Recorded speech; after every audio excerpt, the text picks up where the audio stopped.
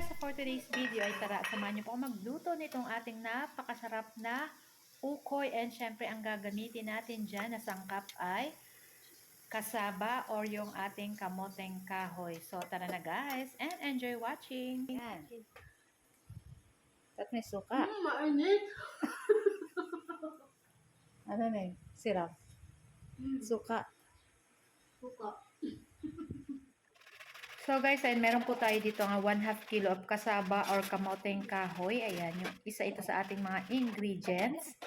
Ayan, so yayadya lang natin yan ng katulad ng ganyan. At pagkatapos guys, pipigaan lang natin yan. So para tayong nagpipiga ng niyog. So si Aning na yung nagpipiga guys kasi mas malakas siyang magpiga. Sanay na sanay siyang magpiga ng niyog pag naggagata. Ayan, napakadali lang naman po nito. Ayan.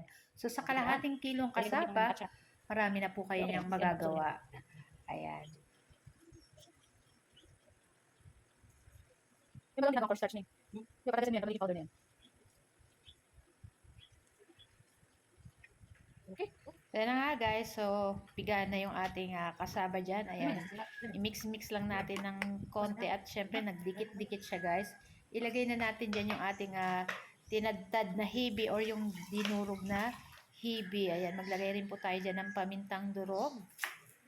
And then maglalagay na tayo ng ating onions. Tapos bawang mga. Syempre, maglalagay din tayo ng isang pirasong itlog sa ating ukoy. So, naglagay tayo ng salt. Ayan. So, maglalagay tayo ng liquid seasoning para pampalasa at pampasarap lalo dito sa ating konti lang naman guys. At ilagay na rin natin dyan yung ating garlic. Ayan. Then, halu-haluin na po natin yan guys. Naku guys, ito pa lang guys, pag naamoy nyo yung ganito, naku, amoy pa lang ulam na to guys. So, yan na nga guys. So, bahala na po kayong kung ano ang style nyo sa nitong ating ukoy. Pwede yung circle or pwede yung ganito lang guys na parang kikiam. Ayan. Pwede yung circle or parang bilog-bilog, parang meatball. So, kayo na po bahala kung ano po yung style na gusto ninyo. Ang importante, masarap. Siyempre, pagkatapos nyan guys, bagay na bagay ito sa sausawan na suka na maraming bawang, sibuyas na manimis-namis, tas may konting anghang. At tagyan nyo rin ng konting paminta, asin, ayan, para masarap at malinamnam yung ating suka.